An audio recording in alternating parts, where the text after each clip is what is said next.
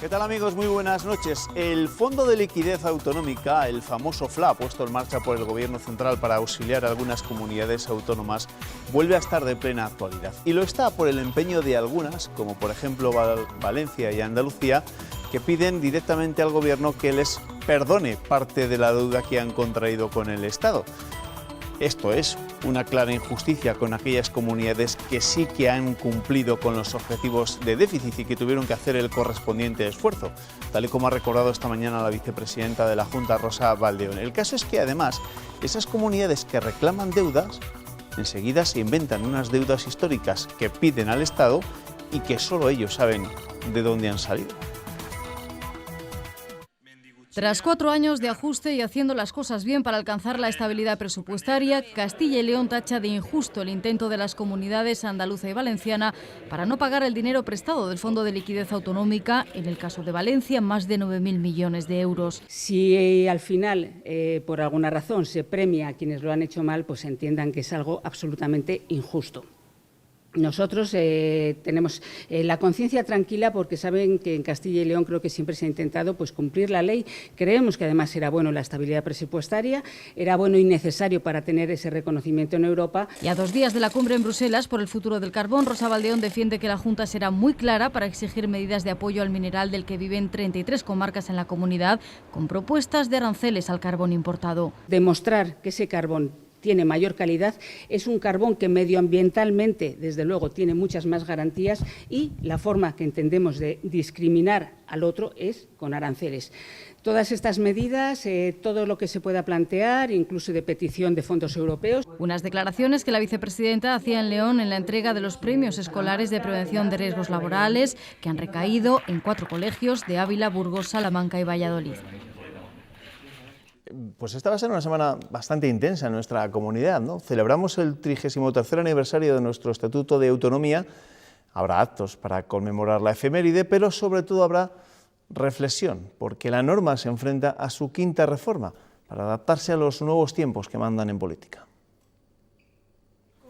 Ya está todo listo para celebrar el cumpleaños del Estatuto de Autonomía de Castilla y León, una conmemoración que durará prácticamente toda la semana. A sus 33 años ya se piensa en los retoques que se podrían dar a esta norma, enfocados en la regeneración democrática. Es muy importante que seamos muy cuidadosos con todo lo que hagamos y con todo lo que decidamos en la modificación y en la transformación de la misma, porque lo que pretendemos es mejorar la calidad de vida de los castellanos y leoneses. Sobre su reforma debatirán este martes catedráticos, grupos parlamentarios y responsables de medios. El jueves llegará el acto central con la entrega de la Medalla de Oro de las Cortes. Esta vez la recogerá el director de la Real Academia, institución que vela por proteger el castellano, lengua originaria de esta comunidad. Reconocer a la Real Academia de la Lengua el esfuerzo que lleva haciendo durante 300 años como institución. Como novedad, el viernes varias personalidades darán voz a 33 de los 91 artículos del Estatuto de Autonomía. Hemos querido que todas las iniciativas tengan un carácter muy didáctico. Por ello, el domingo se organizarán actividades para los más pequeños y las Cortes abrirán sus puertas para todos los ciudadanos que deseen conocer por dentro la Cámara, esta vez acompañados de guías. El Parlamento quiere fomentar estas visitas durante todo el año a través de convenios de colaboración con distintas instituciones. El Estatuto nos ayuda a seguir haciendo comunidad, empeño al que también nos debe ayudar un modelo de ordenación del territorio que garantice los servicios a todos los castellanos y leonesas, vivan donde vivan.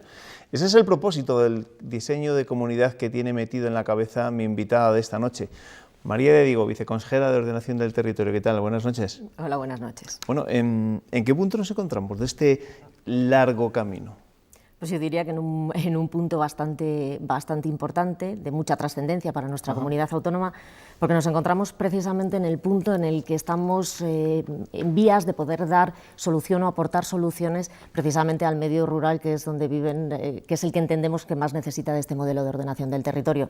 Hasta ahora, ya saben que con el máximo consenso posible dentro del Parlamento regional, del Parlamento autonómico, se aprobó la Ley de Ordenación y Servicios del Territorio en el año 2013, con posterioridad Y también con consenso se sacó adelante también la ley que definía las áreas funcionales estables urbanas, es decir, las que ordenaban los municipios de más de 20.000 habitantes. Con esto, digamos que hasta este momento tenemos ordenado el territorio para el 1.600.000 personas que viven en el ámbito urbano. Y ahora precisamente estamos en el momento crucial, que es el de poder empezar a dar solución o poder ordenar el medio rural, que para nosotros es el que más importancia tiene. Y lo más complicado, entiendo, ¿no?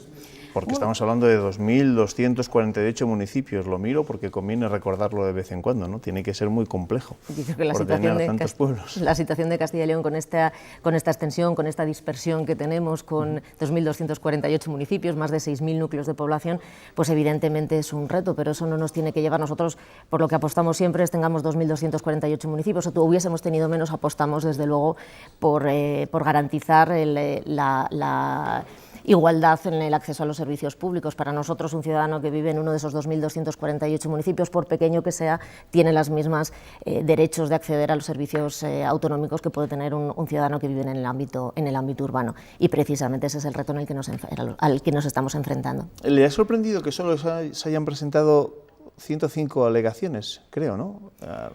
A los mapas que presentó, por la complejidad de esos mapas también? Bueno, en el momento en el que nos encontramos es recientemente, en septiembre, desde la Consejería de la Presidencia, la Junta presentó un borrador de mapas de unidades básicas de ordenación del territorio, que como un extra al procedimiento formal que recoge la ley, pues considerábamos que debíamos dar participación a los ciudadanos, y por ese motivo pusimos ese borrador durante 3 meses para que los ciudadanos, las entidades, las asociaciones hicieran alegaciones.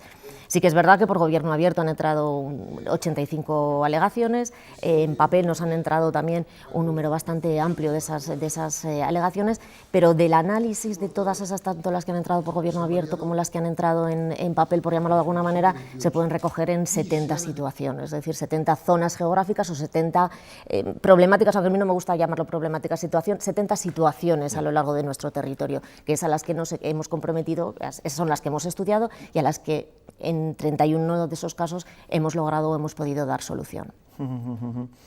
¿Cuáles son las principales dudas que tienen los pueblos en estos momentos, los municipios? ¿Tienen claro cómo les va a afectar todo este nuevo modelo de la ordenación del territorio? Hemos hecho un esfuerzo muy importante de Porque poder explicarlo. en breve van a empezar otra vez a hablar directamente con los municipios, ¿no? Efectivamente. Hemos hecho un esfuerzo muy importante desde que presentamos ese borrador de mapas de ordenación. Hemos hecho un esfuerzo, nos hemos reunido con los 2.248 municipios de Castilla y León, se lo hemos explicado, hemos hecho una labor de intentar llegar al máximo número posible de ayuntamientos, pero sí que es verdad que es un modelo complicado y que a veces pues cuesta entenderlo. Se han puesto de manifiesto que no se ha llegado a entender en profundidad. Para nosotros el modelo persigue fundamentalmente 2 objetivos fundamentales. Por un lado, es una forma de ordenar los servicios que presta la Junta de Castilla y León, es decir, la educación, la sanidad, los servicios sociales, las secciones agrarias comarcales. Es una forma de ordenar o de zonificar unos servicios que la Junta presta ya en el territorio. Y fíjense si es importante, o los ciudadanos deberían tener claro la importancia de este modelo, que gracias a esta ley se van a poder garantizar esos servicios en el territorio. Hasta ahora los servicios sanitarios, los servicios educativos vienen regulados o por órdenes o por decretos sanitarios o órdenes de educación, etcétera, etcétera. Con esto conseguimos elevar a rango de ley la prestación de esos servicios, de forma que gracias a esta ley podemos decir que vamos a garantizar la prestación de servicios autonómicos en el territorio. Blindamos de alguna manera esos servicios en el territorio. En cada unidad básica de ordenación del territorio queda garantizado que siempre va a haber un centro de salud, esté este gobierno o esté el siguiente. El compromiso de este gobierno lo tienen, pero con esta ley lo que vamos a hacer es garantizar la pervivencia de esos servicios en el territorio. Castilla y León, lo decimos muchas veces, pero yo creo que es importante recordarlo, en Castilla y León tenemos una media de 15 consultorios por centro de salud, mientras que la media de España son 3 consultorios por centro de salud. Es decir, es una apuesta por el medio rural y gracias a esta ley vamos a garantizar la prestación de esos servicios en el territorio. Pero como decía, tiene 2 pilares. Por un lado, la ordenación de los servicios autonómicos en el territorio a través de estas unidades básicas de ordenación del territorio, pero también la ley da una herramienta a los municipios para que, bueno, pues que mediante agrupaciones de esos municipios, mediante esas, lo que hemos llamado mancomunidades de interés general, puedan prestar de una manera más eficiente los servicios los servicios municipales, los que la ley concede a los municipios, los puedan prestar de una manera más eficiente o con mayor calidad, o simplemente de forma unida puedan ser más fuertes. Pero no hay que olvidar que es una herramienta que se suma a las que ya existen, es decir, actualmente pues existe la figura de las comarcas, existe la figura de las mancomunidades tradicionales. Esta es una fórmula más, es una herramienta más que la ley concede a los municipios para que si quieren y si se quieren unir y de forma absolutamente voluntaria puedan prestar sus servicios en el territorio. ¿No? Esto se reitera continuamente, ¿no? El hecho de que esto es voluntario al final también, que los propios municipios tienen esa libertad a la hora de elegir. Yo siempre digo que un municipio que tenga una mancomunidad, que funcione bien, que esté prestando sus servicios adecuadamente, que los municipios estén contentos con esa mancomunidad, la ley de ordenación del territorio, entre comillas, no le afecta nada. Le afecta porque, bueno, pues va a tener garantizados los servicios autonómicos en el territorio, pero es una cosa que la Junta hace, ordenar sus servicios, y en la parte que es voluntaria, que es la de poderse agrupar en mancomunidades de interés general, si los municipios no quieren, siguen con su mancomunidad tradicional y no pasa nada. Es decir, es una herramienta adicional que la ley da o que la Junta otorga a los municipios para poder prestar los servicios de una forma más, y que entendemos que además les va, tal y como van las cosas, que los municipios pequeños, bueno, pues van a poder seguir perdurando en el tiempo, van a poder seguir prestando servicios a sus ciudadanos, cosa que de otra manera a lo mejor lo tendrían más complicado. Para que toda esta norma pueda salir adelante, llega el momento de la política. La semana pasada, cuando se le preguntaba al consejero de la Presidencia, decía José Antonio de Santiago Juárez que le sonaba bien la música cuando le preguntaban por las negociaciones con el Partido Socialista. ¿Suena bien la música en las negociaciones con el PSOE? ¿Y cómo suena la música en las negociaciones que, si no se han abierto, quizás se abran posteriormente con el resto de partidos de las Cortes? Bueno, hay que recordar que en el momento en el que estamos en un momento en el que sí que hemos abierto esa fase extra de participación ciudadana para escuchar a todos los ciudadanos, y precisamente el viernes lo que hicimos fue iniciar el procedimiento, la tramitación formal que contempla la ley, procedimiento que contempla, bueno, pues dar audiencia a las diputaciones por un plazo de un mes y al Consejo Comarcal del Bierzo, después dar audiencia a todos y cada uno de los municipios de Castilla y León, abrir un periodo de información pública, es decir, que tiempo para negociar o para sentarnos a negociar hay suficiente. Desde luego la disposición de la Junta es sentarnos a negociar con todos y cada uno de los grupos parlamentarios. No hay que olvidar que en julio el presidente firmó un acuerdo con todos los grupos parlamentarios de continuar avanzando en el desarrollo del modelo de ordenación del territorio y en especial en el mapa de unidades básicas de ordenación del territorio, con lo cual confío en que todos los grupos parlamentarios estarán en disposición de sentarse a hablar, de sentarse a buscar pues la mejor solución para, como decía antes, estamos en el momento de dar solución al medio rural, que es el que más lo necesita, si no seguiríamos creando un desequilibrio o potenciaríamos un desequilibrio entre las zonas urbanas y las zonas rurales, que estoy convencida que ninguno de los grupos así lo quiere. Quiero aprovechar la visita de esta noche de María de Diego, que es la viceconsejera del Recuerdo de Ordenación del Territorio, porque usted mañana viaja a Bruselas. Creo, esta semana se pone ya a trabajar de cara a preparar el dictamen que defenderá en el Pleno del Comité de las Regiones el presidente de la Junta, Juan Vicente Herrera, ya por el mes de junio, donde va a defender esa postura que de forma conjunta han adoptado varias comunidades como la nuestra, que tienen problemas de demografía. Yo no sé si esto también, bueno, es un problema también del viejo continente, pero si habrá otras comarcas que, como en España, también tengan problemas en otros países europeos con la demografía, ¿qué espera de este dictamen?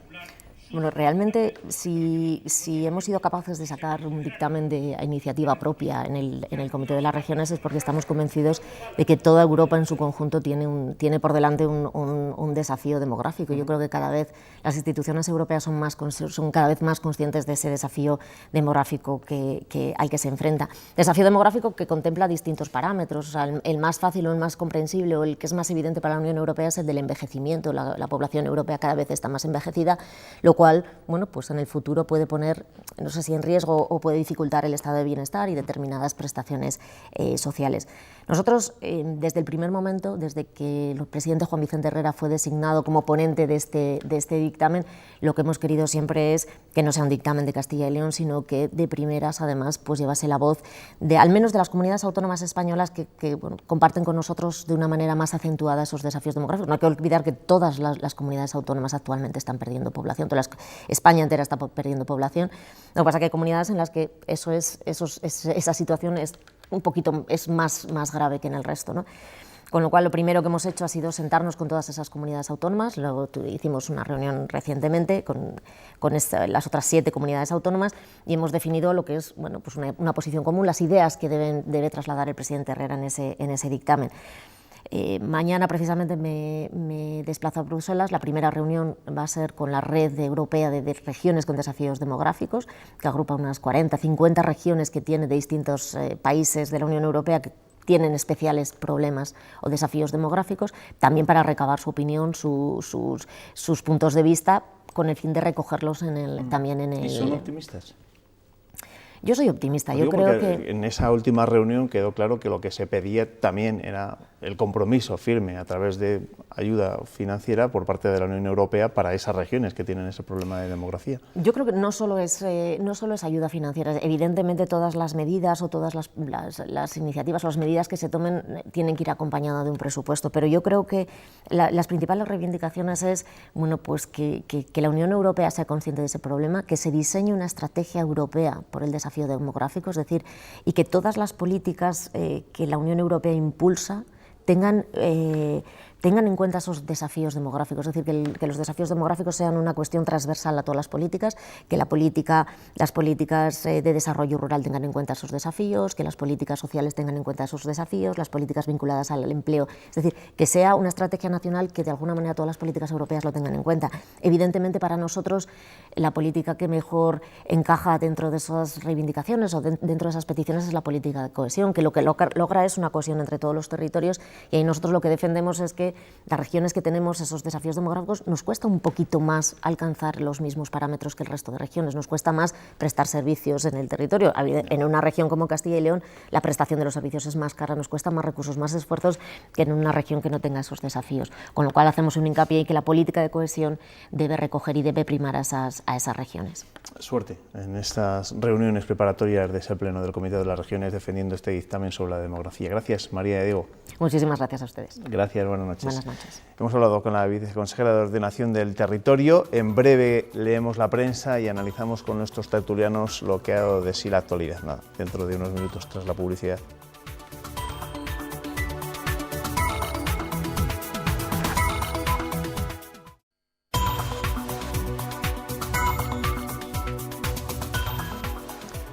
Recuperamos el repaso de la actualidad de este lunes, que nos deja sobre todo varios puntos de interés en lo que tiene que ver con la política, que abordaremos por supuesto en nuestro tiempo de tertulia. Ya saben que esta tarde se ha reunido el PSOE con Podemos, con Compromís y con Izquierda Unida en el Congreso para intentar llegar a un acuerdo, llegar a un pacto de izquierdas. Al final no ha habido acuerdo como tal, aunque han quedado en volver a reunirse mañana, y mientras tanto en otra sala del Congreso Pedro Sánchez se ha reunido en secreto con Albert Rivera, un Albert Rivera que esta misma mañana ya no decía no a formar parte de un posible gobierno con el Partido Socialista, sino que ahora parece que sí que está un poco más por la labor. Bueno, son varios frentes que tenemos abiertos, después escucharemos a los protagonistas de la reunión de esta tarde, pero antes les tengo que presentar a los tertulianos. Hoy me he traído a dos zamoranos para que nos ayuden a desentrañar tanto misterio y tanta cábala. Luis Jaramillo, ¿qué tal? Bienvenido, buenas noches. ¿Qué tal, Juanma? Muy buenas noches. ¿Todo bien, no? Todo bien.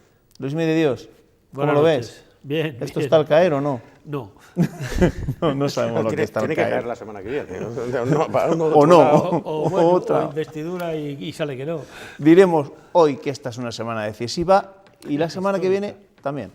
Ernesto, buenas noches. Buenas noches. A ver, ¿qué me dicen los periódicos? Pues mira, empiezo con el Diario de Burgos, que destaca en su primera página una imagen con 25 años de antigüedad ya y con un cráneo que tiene 450.000 años de antigüedad. Es uno de los hallazgos más importantes del yacimiento de Atapuerca, que después de estos 25 años va a ser exhibido en el Museo de la Evolución Humana. Diario ABC destaca las declaraciones de Silvia Clemente en esta semana, que es la semana de las Cortes. Hay que ser cuidadosos en la reforma del Estatuto. También La Razón abre las páginas de Castilla y León con la misma protagonista. Las Cortes inician hoy una celebración cercana y muy didáctica del Estatuto y señala que Silvia Clemente entregará el jueves la medalla de oro a la Real Academia Española y habrá jornada de puertas abiertas el domingo. Diario de León, León rompe la caída sindical y alcanza los 22.000 afiliados. El norte de Castilla, 10 mujeres maltratadas logran cada año rehacer sus vidas en Valladolid. La única casa de acogida de la ciudad cumple 20 años de respaldo a las víctimas, el mismo día en que un medinense mata a tiros a su exnovia en Zaragoza y luego se suicida. Diario de Ávila, 2 de cada 3 cuarteles de la Guardia Civil en Ávila precisan adaptarse al siglo XXI. Según la subdelegada del Gobierno, estas obras requieren más de 2 millones de inversión para poner al día estas instalaciones que en algunos casos tienen más de 60 años. Y la nueva crónica de León sobre el juicio por el crimen de Isabel Carrasco señala que el jurado basó su veredicto en la reunión que tuvieron las 3 acusadas antes del asesinato, en el té de las 4 de aquel 12 de mayo. El Día de Valladolid destaca en su primera la imagen del desfile en la pasarela Cibeles de la diseñadora Esther Noriega, vallisoletana, que hizo pasear por la pasarela personajes de la historia de Valladolid, entre otros Juana la Loca. Y Diario Palentino destaca en su primera la imagen de la restauración de la iglesia de Santa María de Fuentes de Nava, que recupera el culto este verano. Bueno, esas son las primeras páginas que nos ha traído Ernesto esta noche. Dime, ¿alguna viñeta? Veo que traes la del fin de semana de Nieto, sí, ¿no? La de Nieto del fin de semana a propósito del fracking. Dice, en resumen, es posible que el fracking sea contaminante. Nadie lo quiere cerca de su casa y para colmo seguramente no sea rentable. Cielos, parece que está hecho para Castilla y León. Y la de Sansón en el norte de Castilla dice, sí, ya sé que por culpa de la corrupción en este partido tendremos que hacer borrón y cuenta nueva. Dice, pero el borrón, por lo que más quieran, háganlo a conciencia. Bueno, seguro que tenemos que hablar también un poco de la corrupción después en nuestro tiempo de tertulia, pero antes de arrancar ese debate vamos a hablar con el director del Diario de León, con Joaquín Sánchez Torné, para analizar la sentencia del juicio por el crimen de Isabel Carrasco, ya saben, donde las 3 acusadas han sido declaradas culpables de asesinato. Joaquín, ¿qué tal? Buenas noches. Hola, buenas noches. Cuéntame, 48 horas después, 2 días después de conocer esa sentencia, ¿sorpresa por este veredicto? Pues no, sorpresa no, porque yo creo que ya habíamos comentado más de una ocasión que en el caso de Montserrat y en el caso de Triana parecía obvio que iban a ser declaradas culpables. Yo creo que es más, el miércoles o el jueves que estuve con vosotros ya decíamos que probablemente la petición del fiscal, después de que las consideraran culpables, iba a ser de 22 años cada una. También decíamos que probablemente en el caso de Raquel Gago la petición, bueno, si la consideraban culpable, la petición iba a ser de algo menor. Yo pensaba que podía ser, en vez de 15 años, como al final ha ocurrido, que podría ser menor porque la consideraron únicamente encubridora, pero bueno, la han considerado cooperadora y por lo tanto el fiscal ha pedido 15 años, ¿no? ¿Y crees que ingresará rápidamente en prisión, tal y como pedía precisamente la Fiscalía y la acusación? Sí, eso ha pedido la Fiscalía y la acusación esta misma jornada, pero bueno, no lo sé, el juez lo dejó muy claro, ¿no? Mientras no dicte sentencia y para ello tiene, creo que son 15 días, queda en libertad provisional. Hombre, yo no sé si la Fiscalía piense que hay riesgo de fuga o no, pero yo entiendo que no lo hay, ¿no? Entonces, bueno, habrá que esperar. Yo creo que no va a ingresar en prisión hasta que no haya sentencia. Bueno, las imágenes fueron bastante contundentes, ¿no? Vimos tanto a Montserrat como a Triana bastante tranquilas dentro de lo que cabe, y la que se derrumbó como una vez que se conocía la sentencia era Raquel Gago, ¿no? Que tuvo que ser consolada por su abogado. Hombre, si hacemos un análisis sociológico, analizando un poco los gestos, ¿no? Y la gestualidad de cada una de ellas, yo creo que es obvio que durante todo el juicio tanto la madre como la hija parecían culpables, ¿no? En fin, yo creo que nos sentían, por decirlo de una forma bastante, en fin, en Román Paladino, ni sentían ni padecían, ¿no? Y eso yo creo que es una demostración palpable de que ellas, bueno, Montserrat lo reconoció el primer día del juicio, pero en el caso de Triana también era una demostración palpable de que ella había participado en un grado muy muy importante en el asesinato, ¿no? Y luego la actitud, evidentemente, de Raquel Gago no es de una persona que sea consciente de su culpabilidad. Quizá no fuera consciente de lo que estaba haciendo al guardar el arma, como ha considerado el jurado que estaba como probado, ¿no? Pero bueno, en fin, yo creo que se derrumba porque en el fondo se considera inocente, ¿no? Ahora, ¿hasta qué punto considerarse uno inocente significa ser inocente de verdad, ¿no? Una duda, perdona, creo que me lo has comentado antes, pero se me ha olvidado. ¿Cuándo va a dictar definitivamente las penas el juez? 15 días. No, bueno, el juez tiene un plazo, pero en fin, puede dictar sentencia cuando lo considere oportuno. Es decir, yo creo que hay un máximo, pero ese máximo se puede no cumplir, pero no hay un mínimo. Es decir, igual mañana tiene preparada la sentencia y la hace pública mañana, ¿no? Vale. O sea que no hay un plazo muy determinado, ¿no? Gracias, Joaquín. Muy bien. Sánchez Torno, director del Diario de León. Gracias, buenas noches. Buenas noches. Buenas noches. Bueno, ¿a vosotros os sorprendió el sábado cuando conocimos el veredicto del jurado? ¿No? A mí no. Yo más o menos, por como había sido desarrollado el juicio, las 3 condenas. Esperaba que fueran declaradas las 3 culpables. Luego vamos a ver el juez qué penas impone y qué es lo que dice el juez, porque el jurado lo únicamente que dice es si es culpable o no es culpable. Estaba la duda de Raquel Gago y esa duda yo creo que va a permanecer, porque ella ha negado siempre.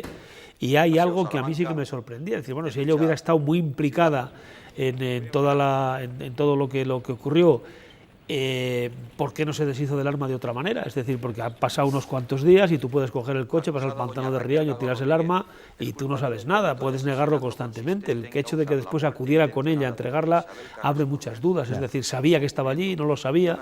Esa es la duda que a mí la única que me queda, la de las dos, madre e hija. Está claro que ellas mismas han reconocido todo lo demás, que la madre ha intentado echarle la culpa toda a ella para salvar a la hija, pero que estaban las dos compinchadas, y lo de la policía siempre va a quedar esa pequeña duda.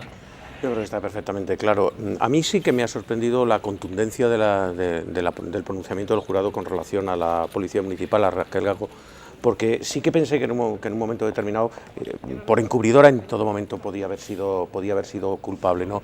Pero esa contundencia con la que se ha producido el grado de culpabilidad que ha determinado el jurado en la respuesta de las preguntas que se le han planteado con relación a ella, sí que me ha sorprendido. No sé si me ha sorprendido por lo que hemos ido viendo a lo largo del juicio o porque es que no hay un móvil en su caso, no hay móvil. ¿Por qué gana ella con todo esto? ¿Qué consigue ella con todo esto? Entonces, efectivamente, hay una serie de incógnitas ahí. ¿Por qué no se deshace del arma? ¿Sabía o no sabía que estaba el arma? Que yo creo que todavía tienen su recorrido, ¿no? ¿Y no creéis que le habrá perjudicado seguramente la espantada del abogado? Sí, por supuesto. En el juicio, es decir, yo estoy seguro que a lo mejor el jurado lo ha podido tomar como una estrategia y eso le puede haber perjudicado. No, yo creo que no. Yo creo que le estaba bastante claro desde mi punto de vista que el jurado iba a ir por ahí, fundamentalmente pues porque muchas pruebas conducían a que Raquel Gago sabía lo que se estaba tramando. De ahí a ser encubridora o ser cooperadora hay un paso. Y vamos a ver lo que dice definitivamente el juez. Claro. Lo de la espantada de que hablaba Ernesto Escapa se refiere a aquel día, aquella jornada importante precisamente para Raquel Gago, porque tenían que declarar sus hermanas y alguna amiga de la policía local, y que al final fue noticia porque el abogado Fermín Guerrero no se presentó al juicio. Todavía no sabemos por qué, y eso obligó a suspender la sesión durante esa jornada.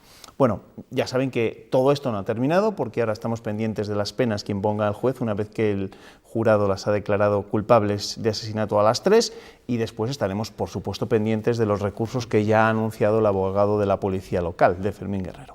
Ahora a lo que vamos es a la política, que también nos tiene en un sinvivir desde hace ya... ¿Cuántos días llevamos? Desde el 20 de diciembre, 60 y tantos días, que ya son días. Más de 2 meses. Más de 2 meses. Esta tarde, ya saben, había una reunión, la primera reunión de los partidos de izquierdas en el Congreso, una reunión que en principio ha terminado con buenas palabras, con buena sintonía, diciendo que mañana van a poder volver a quedar, pero de momento sin resultados. Estas eran las valoraciones que se hacía al término de esa reunión. 5 horas de reunión y aunque no hay acuerdos, sí hay buenas vibraciones. Puede ser la foto de un posible gobierno de cambio. Que hemos encontrado muchas sintonías programáticas. Yo creo que esto va bien. El debate ha sido programático y se ha dejado para próximos encuentros los asuntos más espinosos, como la eliminación del artículo 135 de la Constitución o el referéndum para Cataluña, y aunque sin líneas rojas, dicen, Podemos insiste. Habrá gobierno del cambio, si es gobierno de coalición, no entenderíamos que nadie con 90 diputados pueda pretender conducir en solitario pidiéndole a los demás cheques en blanco. Pero el promotor del encuentro lanza un mensaje. Hay que reducir los tonos, hay que dejar de hablar a través de los medios de comunicación y hay que ser más afectivo con el resto de organizaciones, porque lo que se está buscando es un acuerdo. En paralelo, Pedro Sánchez y Albert Rivera han tenido un encuentro en el Congreso y este martes Rivera dará una rueda de prensa que ha generado mucha expectación. Si mañana por la mañana el Partido Socialista y Ciudadanos anuncian un acuerdo, eso no produce ninguna investidura. A pesar de Albert Rivera, nosotros hacemos política. Ellos insisten en que cualquier acuerdo nunca será incompatible. Por la tarde habrá una reunión bilateral entre PSOE y Podemos y después incorporarán Compromís e Izquierda Unida. Bueno, eso es lo que ha ocurrido. Hemos oído a algunos de los participantes en ese encuentro. Desde el Partido Socialista insisten en que quieren sumar al mismo también a Ciudadanos de una u otra forma.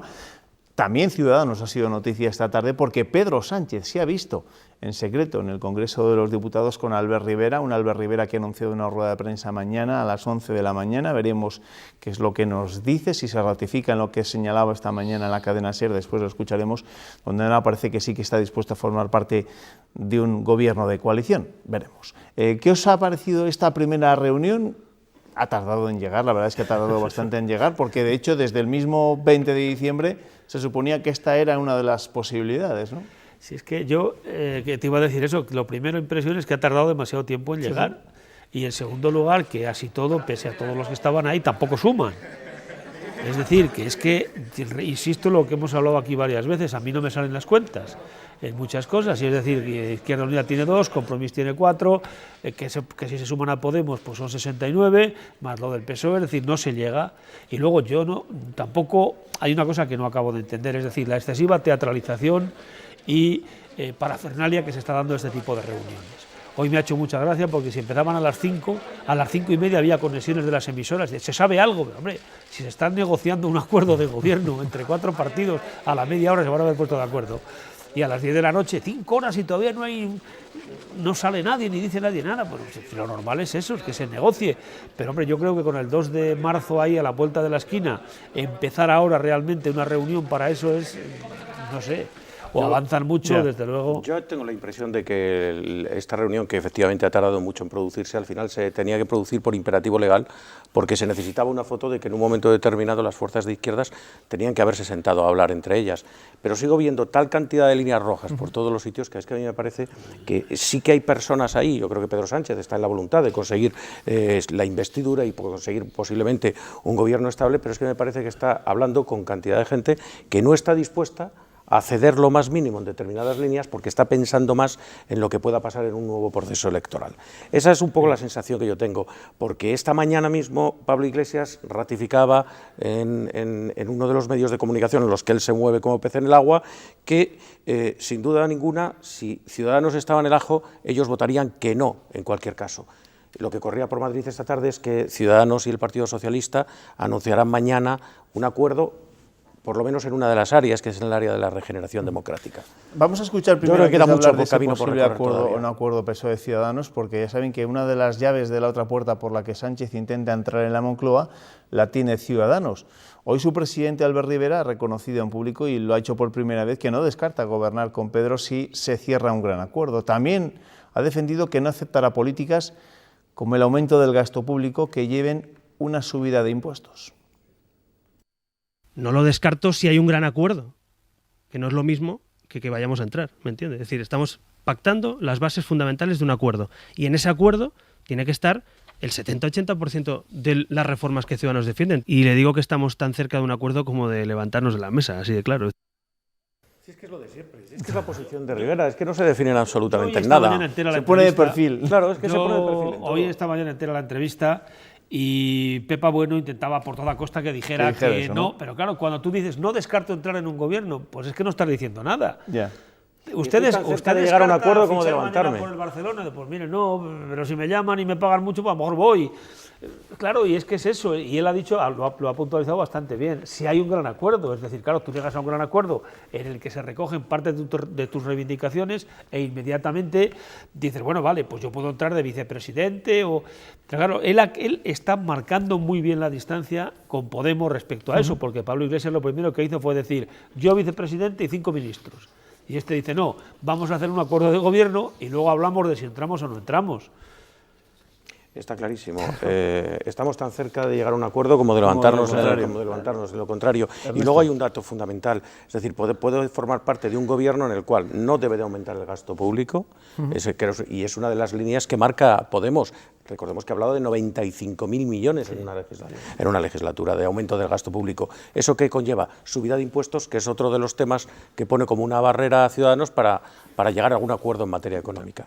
Pero en todo este teatro, en toda esta parafernalia, paripé, o llamémoslo como lo queramos llamar, a ver, para vosotros al final, ¿qué refleja el hecho de que el PSOE se reúna con los partidos de izquierdas en la Sala Roja del Congreso de los Diputados y que el propio Pedro Sánchez se reúna en secreto con Albert Rivera en otro lugar? Creemos también del Congreso de los Diputados. Pero yo creo que es que Pedro Sánchez... Eso no significa que lo han estado cerrando en un sitio, y de hecho uno de los hombres fuertes de la negociación del Partido Socialista estaba también hablando con Ciudadanos a la vez que estaba Antonio Armando con el resto de los partidos de izquierda. Pero yo creo que eso escenifica la voluntad o el intento de demostrar por parte de Pedro Sánchez que quiere unir a todas las partes, claro, es decir, que intenta llegar al máximo acuerdo posible. Es que no le queda más remedio. Porque la matemática es así. Claro. Es que la matemática... O sea, que él confía en un acuerdo con Ciudadanos con la abstención de Podemos, por ejemplo. Bueno, no lo sé. Lo que sí sé es que el PSOE se ha colocado en el centro y tiene a la derecha a Ciudadanos, el PP se ha descartado por parte de Rajoy solo, que es lo realmente trágico de todo esto, que es que el partido más votado, el partido que está gobernando todavía en funciones, no está figurando para nada. Es que esto que está haciendo Pedro Sánchez lo podía haber intentado hacer Mariano Rajoy en la primera vez que le ofrece la investidura, puesto que él tiene derecho a formar gobierno desde la perspectiva de que es el partido más votado.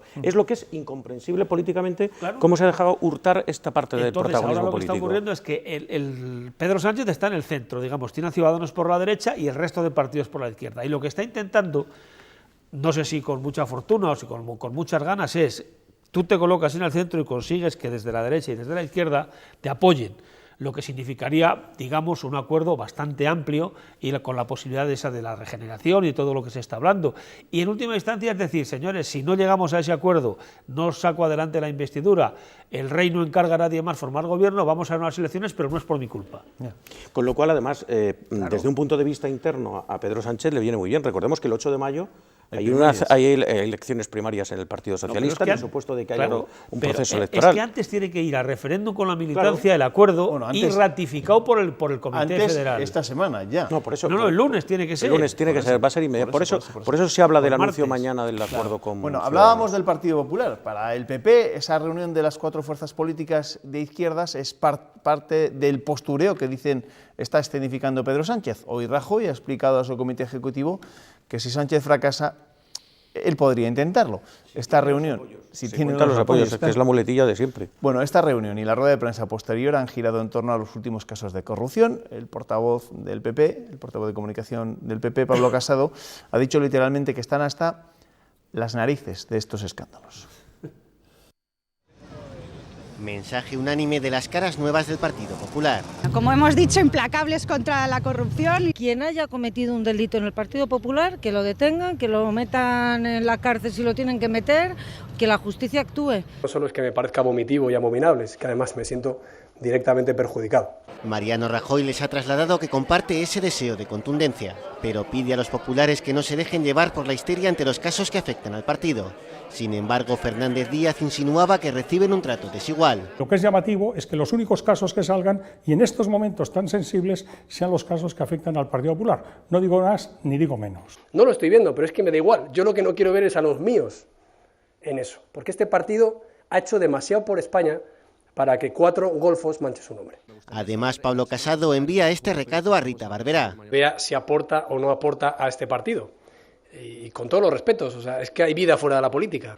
La corrupción ha dejado en segundo plano a otros asuntos como las negociaciones para la investidura. Así califican la actitud de Pedro Sánchez. Lo que se llama marear la perdiz aunque ahora se llama postureo. Rajoy afirma que si Sánchez fracasa, él intentará buscar apoyos para seguir en el gobierno, pero mantiene que no se presentará a la investidura si no los consigue. Por cierto, que mientras Rajoy asistía a esa reunión en Génova, el ayuntamiento de su ciudad natal le declaraba persona non grata. La moción había sido promovida por el PSOE y por Podemos y ha contado con el apoyo de los concejales del BNG, que gobiernan en la ciudad gallega. La controvertida decisión se ha oficializado en el marco de un pleno muy tenso en el que se ha escenificado la división de la sociedad pontevedresa en relación con esta decisión. Los promotores de la moción protestaban así por la decisión del gobierno de prorrogar la concesión a una fábrica en la ría que dicen que contamina sus aguas. Hombre, esto es un poco penoso, ¿no? Todo esto patético, ¿no? Y si además miras un poco atrás y te das cuenta que cuando gobernó el PSOE con el BNG en Galicia, se pusieron a favor de la celulosa, defendiendo el trabajo que hacía esa celulosa, que no generaba contaminación en la ría y que era modélica la forma en la que se estaba adecuando a los tratamientos de medio ambiente, que ahora en este momento se produzca esto. A mí me parece además fogueo idiota que no tiene ninguna utilidad. Yo ahí separaría dos cosas. Uno, la prórroga de 60 años me parece una barbaridad en la situación en la que está la fábrica de celulosa y sobre todo teniendo en cuenta, por ejemplo, una cosa que yo no sabía y que he conocido esta tarde, que donde está instalada no era parte de la ría, sino que se colmató esa zona, se echaron escombros, se echaron tierra y tal para instalarla precisamente allí en los años, durante la época de Franco, donde nadie podía protestar. Entonces, bueno, buscar una solución a eso sí. Ahora, a cuenta de esa prórroga, declarar al presidente del gobierno persona non grata me parece crispar a lo tonto. Es decir, es en algo que no tiene ninguna repercusión práctica, ni legal, ni nada, claro. Y simplemente crispar a la gente y haber bronca. Es decir, una cosa es decir, vamos a oponernos e intentar que eso por todos los medios, hacer todo lo posible. Lo otro es llevar una moción para declarar persona non grata, que lo que está produciendo es eso precisamente, está dividiendo a la sociedad pontevedresa, en un momento en el que no hace falta precisamente crispar más todavía. Entonces, pues bueno, una cosa es oponerse a la prórroga, intentar por todos los medios que no se produzca o que sea un plazo un plazo más corto para poder arreglar esa situación o exigirle todo lo que haya que exigirle para que no deteriore más el medio ambiente ni la ría, y otra cosa distinta es esto que es a beneficio de inventario. Fíjate si empezamos a declarar persona non grata responsables de administraciones que toman decisiones que puedan ser controvertidas en un determinado momento. ¿En qué transformamos? ¿En qué feria transformamos esto? Pues todo bueno, el día. Y os pregunto ahora, por lo que hemos escuchado, tanto a los responsables, a los portavoces del Partido Popular, como algunos ministros y otros cargos del partido, esta misma mañana, donde se ha hablado acerca de la situación actual que vive el partido, hablando de los casos de corrupción que les afectan. Hoy uno más, ya saben que el número 2 de Rita Barberá ha llegado a ser detenido, Alfonso Rus, pero también hay que estar pendientes, evidentemente, de lo que hablábamos antes en la tertulia, ¿no? De lo que dice ahora Mariano Rajoy, que si fracasa Sánchez, él podría intentarlo, pero claro, los apoyos ahora a ver dónde los puede llegar a encontrar. Pero es que esto lo tenía que haber hecho cuando se lo encargó al principio el príncipe, y decir, yo lo voy a intentar y empezar a abrir las estas, pero es que no lo ha intentado. Y es que, claro, ha dejado ahora mismo que los focos estén sobre Pedro Sánchez, que se haya convertido en el eje político durante los últimos 15 días, por lo menos en España, y él, mientras tanto, pues está ahí, y cada vez que asoma la cabeza, pues claro, ya no vamos a ir a lo de la persona non grata, pero sí que vamos a ir que todos los días sale un caso de corrupción. Y eso de no vamos a pasar ninguna. Vale, vamos a creerlo, aunque sea casi imposible de creer. Bueno, al día siguiente, Rita Barberá en la Diputación Permanente del Senado, donde sigue estando aforada. Hombre, eso no es luchar contra la corrupción, ni mucho menos. Y ahora mismo, por lo que se va sabiendo, claro, lo que hoy ha dado una emisora, que después ha desmentido el propio Francisco Camps, el expresidente de la Generalitat, es tremendo. Es decir, que este era el recaudador, que había 5 cajas B y que funcionaban, pues unas a nivel regional, otras provincial, otra local, y algunas abastecían a la caja B de Madrid. Eso es informe de policial. Si eso es verdad, pues claro, imagínate, ¿con qué fuerza vas tú a ir a proponerte de presidente del gobierno? No, y aparte, imagino que aunque la estrategia de Rajoy sea ir a unas nuevas elecciones allá por el 26 de junio, las encuestas que hemos conocido estos últimos días tampoco le benefician en nada. Pero porque yo creo que lo que estábamos comentando, el haber perdido la oportunidad de cumplir el mandato que le hacía el rey para intentar formar el gobierno, se ha podido percibir por una parte de la sociedad como un ejercicio de transcredismo, de quedarse al margen, de intentar que se quemen otros para no quemarme yo. Un poco esa crítica que ha rodeado el mandato de Mariano Rajoy en muchos casos, de sentarse a esperar para que los problemas se solucionen solos, y no, en este caso es evidente que el problema no se soluciona solo y que la estrategia que ha realizado el Partido Popular en este caso no ha sido la adecuada y ha fallado, y le ha dejado el protagonismo a Pedro Sánchez, que lo está aprovechando, y lo está aprovechando legítimamente además. Pero es que en paralelo están todas las noticias sobre la corrupción, claro, sí, en Valencia, la dimisión de Esperanza Aguirre, ahí yo creo, etcétera, que claro, es que está cogido. Y 60 y tantos días después, vosotros que sois periodistas veteranos, ¿vamos a unas nuevas elecciones o no? Yo creo que por ahí hay muchas posibilidades de que vayamos a unas nuevas elecciones. Sí. Creo que hay muchas posibilidades. Yo desde el día 21 de diciembre lo vengo diciendo, probablemente me equivoque, porque hay gente por ahí que lo ve todo mi optimismo, pero es que yo no veo, no sé.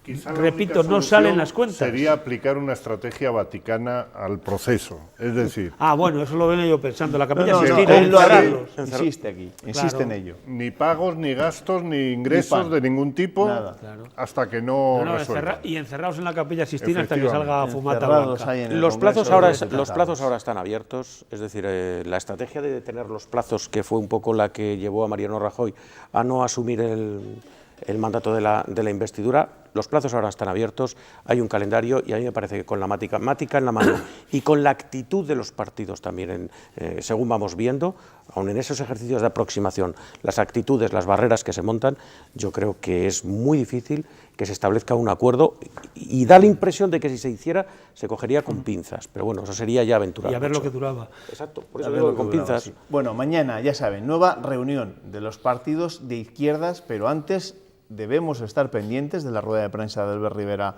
a las 11 de la mañana y de otras posibles novedades que se produzcan en torno a este dificilísimo reto de formar un gobierno que nos gobierne durante un tiempo razonable en nuestro país y que acometa medidas que son importantes para el futuro de los españoles. En fin, ya veremos y mañana se lo contaremos, porque ahora les quiero preguntar aquí a mis dos tertulianos, a Jaramillo y a Luis Midedios, ¿cuántas reformas del Estatuto de Autonomía habéis vivido vosotros? Las 4. Es la cuarta si se hace, claro.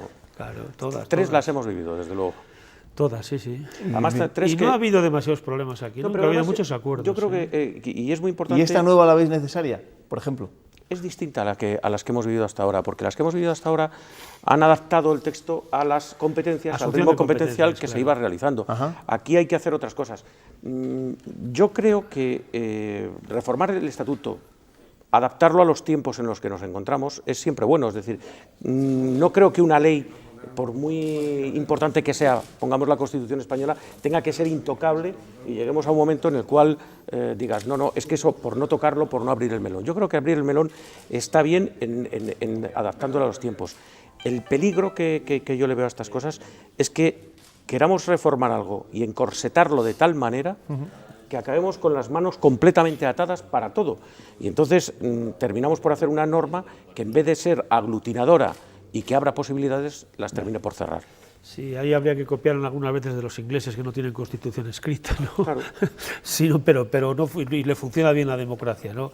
Y yo estoy con Luis de acuerdo en una cosa, es decir, adaptar el estatuto, a abrir otras posibilidades, incorporar cosas, está muy bien, y además, lógicamente, tiene que estar siempre abierto, pero tampoco que sea rígido, es decir, meter ahí todo y que todo esté constreñido ahí, sino que a veces hay que funcionar de otra manera. Y luego, de todas maneras, perdón, y acabo. El estatuto, si las personas que nosotros elegimos como procuradores están de acuerdo, en una inmensa mayoría, lo legal para reformarlo, pues adelante. Es decir, pero que no genere problemas ni crispaciones, sino simplemente que haya un acuerdo, porque eso lo vean bien el 95 o el 100% de la gente que está en las Cortes de Castilla y León. Yo creo que fijar determinadas materias, y además muchas de ellas en regeneración democrática, en calidad de la vida democrática, pues está muy bien. Es decir, limitemos los mandatos. Yo creo que es una demanda social, que se limiten los mandatos.